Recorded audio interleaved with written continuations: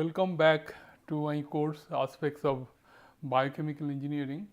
In the last lecture, I tried to summarize that what are the things I am going to cover in this course.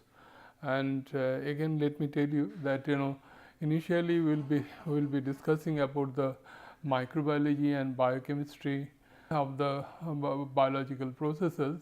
Then it will be followed by what are the different bioproducts that is available in the market, and then we will discuss about the stoichiometry of the bioprocess, which will be followed by reaction kinetics and the thermodynamics and reaction kinetics of the chemical process. Then we will discuss about the reactor analysis and for designing the different reactors, and then we will discuss the enzymatic reaction kinetics, both using free enzyme as well as immobilized enzyme. Then we discuss the cell growth kinetics, substrate utilization and product formations, and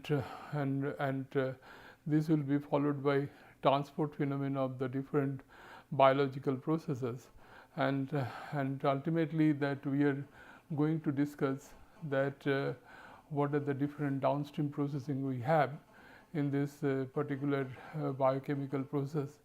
And also I discuss about what is the details of the course content. Now today I am going to start my lecture.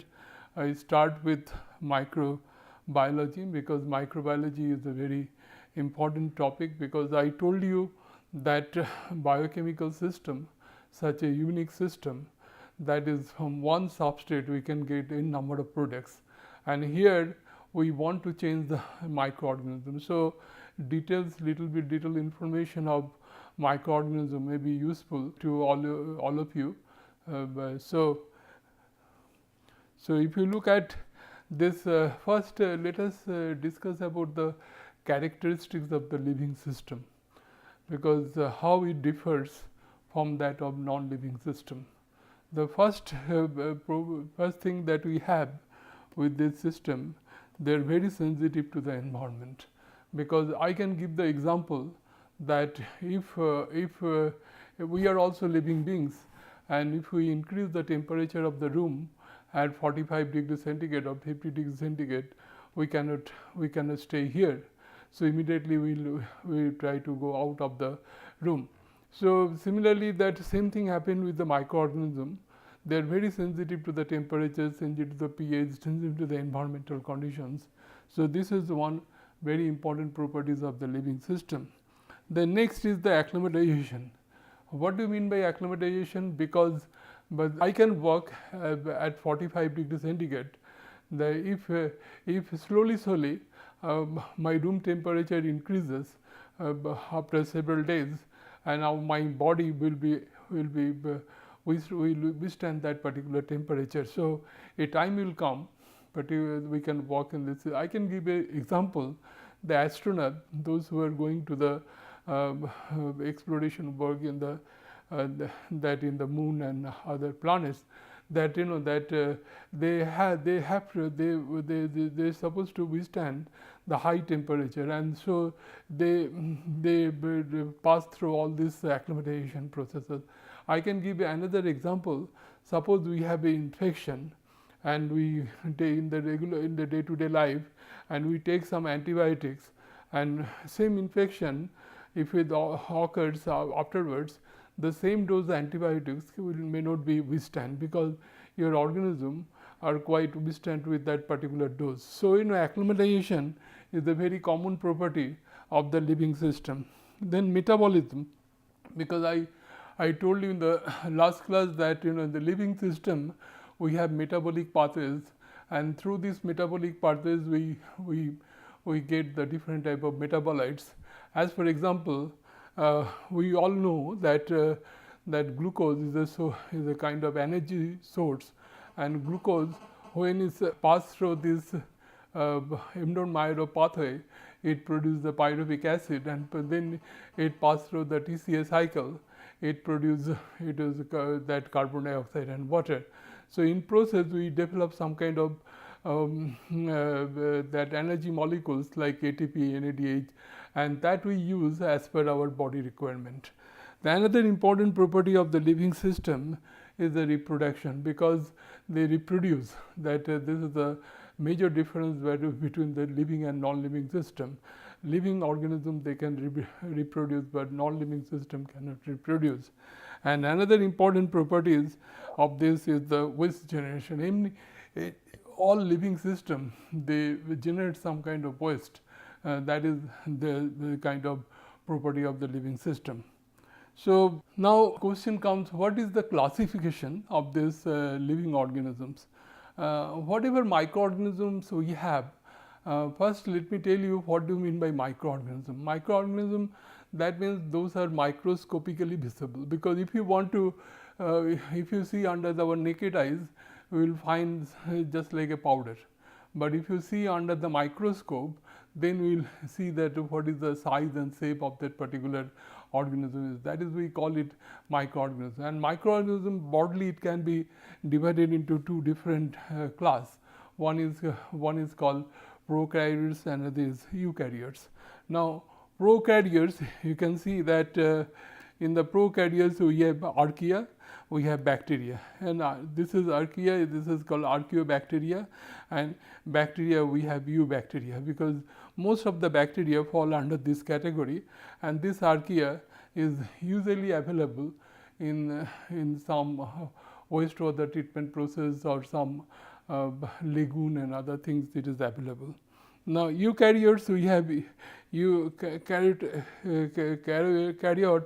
with the planta, fungi, animalia and protista. These are the different types of that kingdoms that we have in this particular eukaryotes. Eukaryotes appears to be the bigger, little bit bigger size as compared to prokaryotes, that I shall discuss in the later on.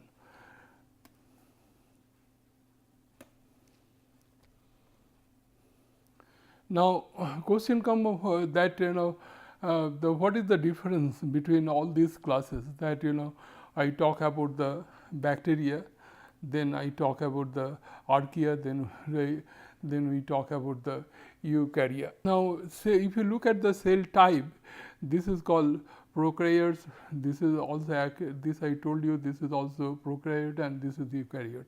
Now, if you look at the size of the organism, this is in these two classes, that bacteria and archaea, more or less they are same. This is 0.5 to 4 microns. That is, and in case of eukaryote, this is more than 5 microns. As I told you, this is little bit of bigger cells. Now, if you look at the cell wall, that the cell wall mostly contains the peptidoglycan, that in case of, mostly in case of bacteria. But in the archaea, we have that present or lack both. We have this both types is available. In case of that eukarya, that is, you have absent or made of other materials. This is the difference that we have. The lipids in the membrane, the fatty acid present link with ester bond, the isoprene presence link with ester bonds, and fatty acid present link with ester bond. This is more or less same. Now, protein synthesis, this is methionine and this is for formyl methionine, and here we have methionine. That means in this, due to presence of the methionine, this is impaired with the antibiotics such as chloramphenicol. That means it cannot withstand that.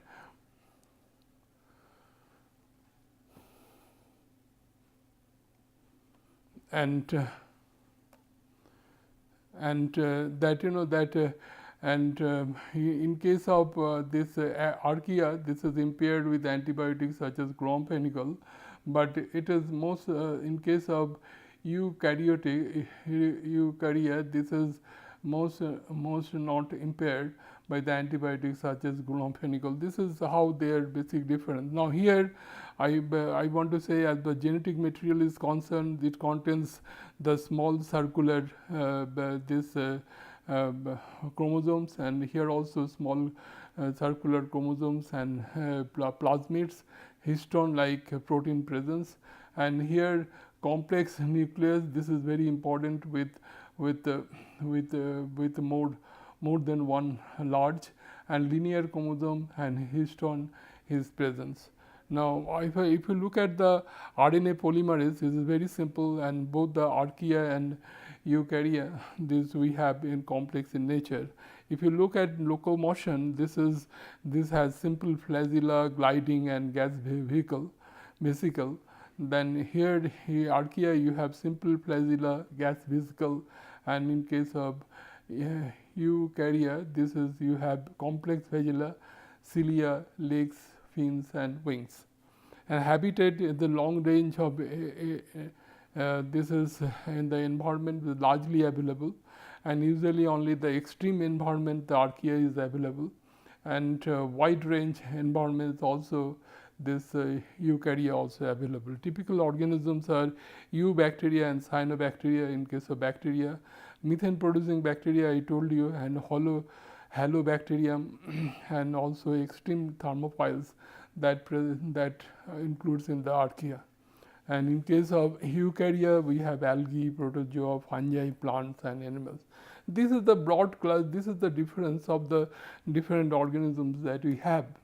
And now if you look at the definition of microorganism that exist as single cell, what we call unicellular cell, and also it can be available in the clustered form, that this is clustered as well as the single cell, also lacking of cell wall, because all this is called acellular, because there are the different types of cells are available, organisms are available, and what I mentioned they view only with the aid of microscope. This is the definition of the microorganism that we have. Most of the prokaryotes and some of the eukaryotes fall under the category of microorganism.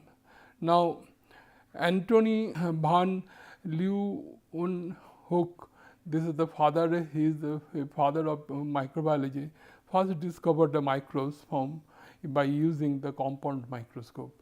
So, now what is the diversity of the microorganism? If you look at the different microorganisms that is available in the earth in the different forms. As for example, bacteria, they have both the good and bad type. Now, what do you mean by good and bad type? Because this is good and bad type. What I want to mean that this bacteria or any living organism can be we can classify it into two ways. One is called pathogens, another is non-pathogens. Pathogens means they are harmful to the human health, and non-pathogens they are not harmful to the human. The good we mean this is non-pathogens, they are not harmful to the human health, but bad type means they are harmful to the human health. Now, they are single cell and eat what arounds them, and antibiotics are a bacteria killing bomb, because different type of antibiotics can kill the bacteria, and also it is vitamin C, it kills the bacteria. These are the different characteristics of the bacteria that we have.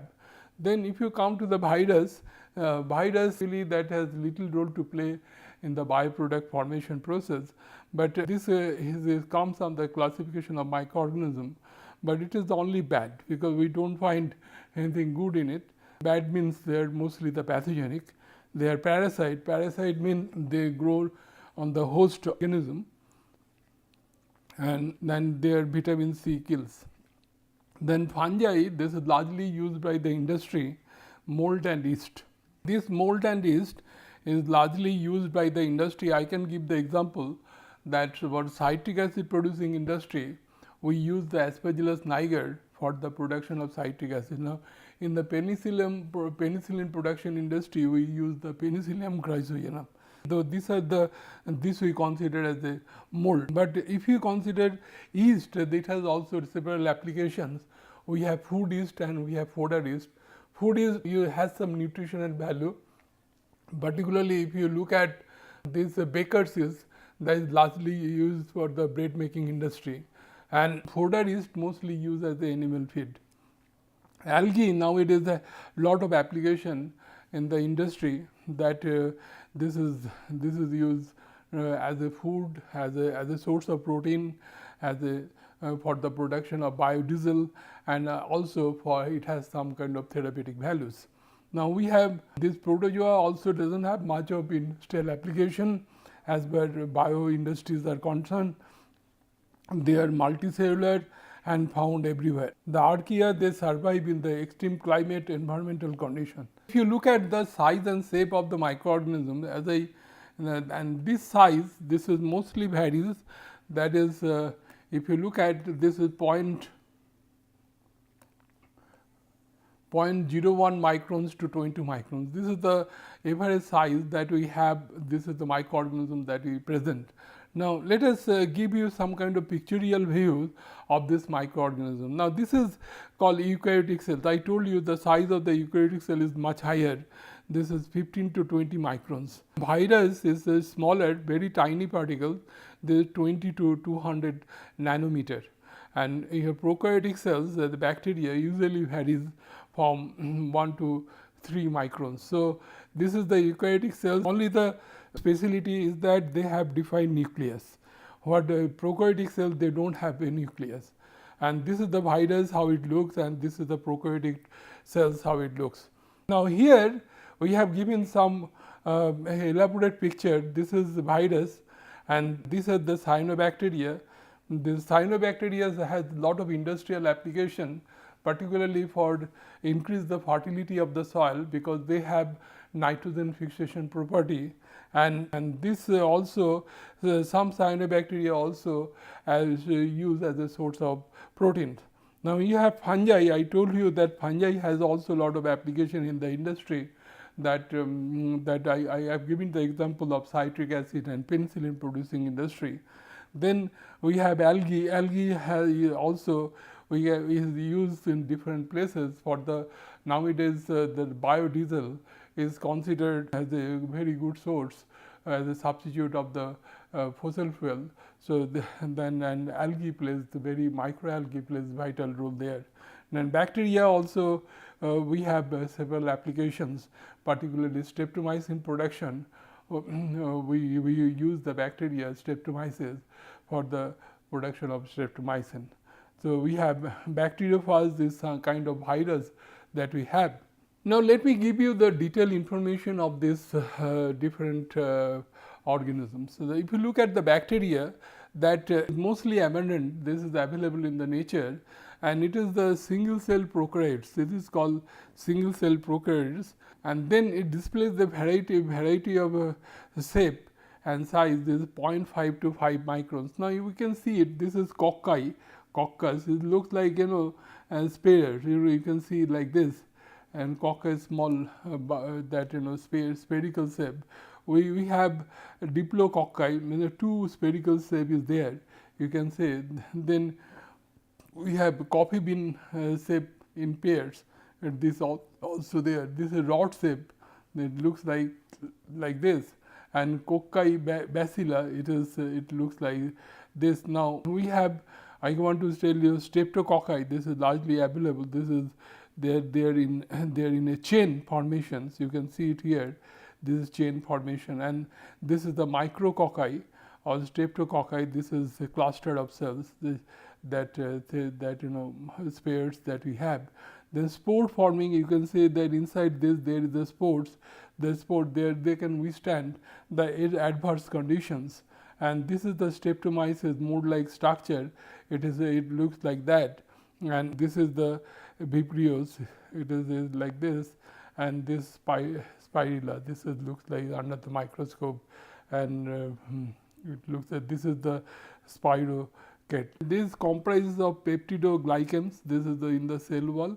No cell membrane found in the organelles, and can be differentiated from gram positive and gram negative. Gram positive is the thick, and gram negative thin on the basis of the cell wall composition, and are used found in the unnatural habitat.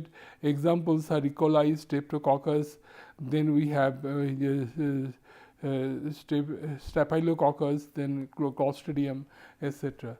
The bacteria, we have tremendous lot of bacteria available in nature, and they available in both the forms, both pathogens and non-pathogens. Now, Archaea, if you look at Archaea, is more this is the ancient microorganism. This is a very old microorganism, and I told you that this is available under adverse circumstances. It is the single cell prokaryotes. Cell wall does not comprises of peptidoglycans, and found in extreme environments, that is the high temperature and high salinity region. That is the high temperature we have because we have different hot spring is there. This kind of organisms are available, and they have similar size and shape as bacteria. However, they possess genes and metabolic pathway close to that eukaryotes, and this is how it available in the different places. This is hot spring.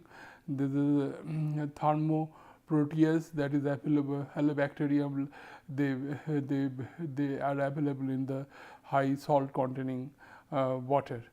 This is the Archaea. This is how it differs from that of bacteria. Now, if you look at the fungi, and fungi has lot of application as far industry is concerned, and now these exist in two different forms. One is we call yeast, and there is mold. Now they may be single, they may be multicellular eukaryotes and multiply by budding. I can show you this budding if you if you look at like this, the budding is like this. This is like this. There is the yeast. Yeast we have mostly we have this budding character. This this is the specialty of the yeast. I can give the example of Saccharomyces cerevisiae. This has the budding. If you see under the microscope, then the cell wall comprises of glucan, mannane, and chitin. This is the cell wall composition that we have here. Here also you can see the budding here. Here we have budding, and here we have budding. You can see that, and cell wall comprises of glucan, mannane, and chitins. And here I want to point out one thing. I work with citric acid industry, and we produce citric acid by using Aspergillus niger, and Aspergillus niger cell wall contains chitin, and this we use for the production of rough quality of paper. Now, this is free living and widely distributed in the nature, and growth, and I can tell you that Aspergillus niger is mostly available in the rotten citrus food, and also if you look at Penicillium chrysogenum, it is available in the bread, because in the bread you will find green spores. If you find out the old breads, sometimes we find some kind of fungal infection which looks like green color. This is mostly the Penicillium species that we have. Then their growth rate is comparatively slower as compared to the bacteria. This is usually find out on the basis of doubling time. Doubling time is the time required double the cell population. I can give the example that in case of bacteria, the doubling time is about 15 to 20 minutes, but in case of yeast cell, it is about 1 to 1.5 hours. And in case of fungi like Aspergillus niger, it may be a couple of hours. So they have symbiotic relationship with other organisms. Symbiotic, they love each other, and examples are the Saccharomyces cerevisiae, largely used for alcohol making industry, also for Baker's fermentation process. The Microsporidia and Canidia. Canidia that is largely used as a fodder yeast. Now, microalgae, if you look at microalgae, this is photosynthetic, that prokaryotics, and this is called cyanobacteria. I told you this is largely used in the as a biofertilizer. They have the nitrogen fixation property and this is largely used for the plant growth. And eukaryotic algae microorganism that is also available. This is unicellular species existing individually or in chain or groups. You can see here this organism, they can have individually like this, and they can have available in the chain also. Here you can find out that this is how they are available in the nature. Their sizes can be range a few micrometer to few hundred micrometers. They are rich in carbohydrate, lipids, and protein. I told you This is largely used for the production of biodiesel. One advantage with the microalgae that their growth rate, this is also a photosynthetic organism, and their growth rate is much high as compared to the plant system. So it is a lot of people, lot of industry, they want this microalgae, they are exploring microalgae, how it can be used for the betterment of our society. As for example, I told you the replacement of that that fossil fuel by using biodiesel. Also it can be used as a source of protein, because I know in India and also several parts of the world they consider spirulina. I can give the very typical example that is largely used for in the form of tablet, in the form of food, in the form of drinks that is used, and this has not only the food value, that has some kind of therapeutic value. Typically it is found in the freshwater and marine system. Examples include the chlorella, cinedesmos and the nostoc. These are the different organisms that is available with us. In conclusion, I want to say that today I want to discuss in this particular lecture, I want to give a broad classification of the microorganism. I told you that whatever the living cells we have broadly, it can be classified into two types, eukaryotes and prokaryotes, and it includes all the microorganisms available in the nature. And microorganism, basically we mean the organisms whose morphology can be visible under the microscope. We cannot see under the naked eyes. If we see under naked eyes, we will find they are just like powder, and they have because this organism can be broadly classified into two types. One is called pathogens and other non-pathogens. We mostly in the biochemical product formation, mostly we consider the non-pathogenic organism for the product formation. As for example, baker's yeast that is used for leavening of bread, largely used in the bread baking industry. I have given the example of Aspergillus niger that is used for the production of citric acid, Penicillium chrysogenum that is used for the production of penicillin. So there they have lot of use. And also this is used for the treatment of wastewater with different Archaea species that can be used for the treatment of wastewater. Thank you very much.